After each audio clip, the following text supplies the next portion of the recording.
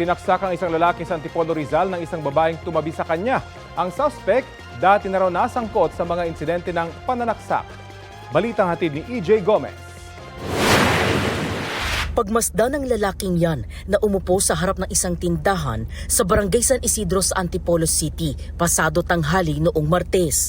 Maya-maya, isang babaeng may dalang bag ang lumapit at umupo sa tabi ng lalaki. Hindi nahagip sa CCTV pero ang babae kumuha na pala ng kutsilyo sa kanyang bag at biglang sinaksak ang lalaki. Napatayo pa ang lalaki habang tumakbo naman ang babaeng nanaksak. Nakahingi ng tulong ang lalaki mula sa isang babaeng lumabas sa gate. Hinabol ng ilang residente ang sospek. Nang napadayo lang siya roon, nagpaalam pa dun sa pinsan na bantay ng tindahan na makikiupo lang.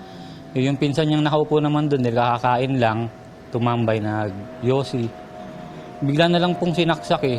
Pagdating namin doon, may hawak na kutsilyo pa yung babae. Doon na namin siya na-trap yung babae nung binitawan niya yung kutsilyo. Inaresto siya ng mga tauhan ng Barangay San Isidro.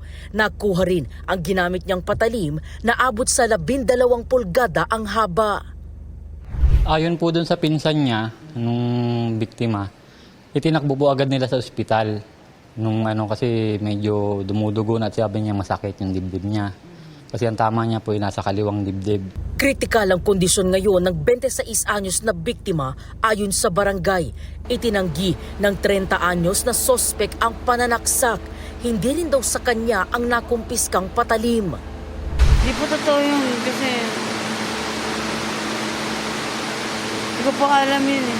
Wala po akong dalang ganong bagay. Metal na bagay, wala po akong dalang ganon. Saan po galing yung nakuha nila ng kutsilyo?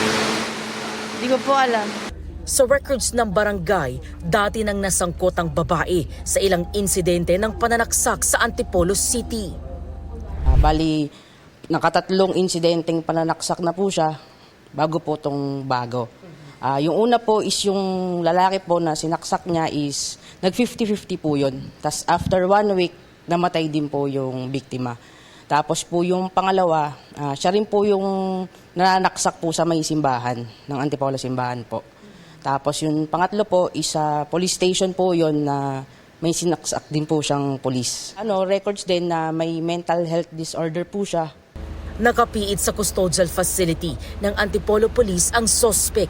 Sasampahan siya ng reklamong frustrated homicide. EJ Gomez, nagbabalita para sa GMA Integrated News.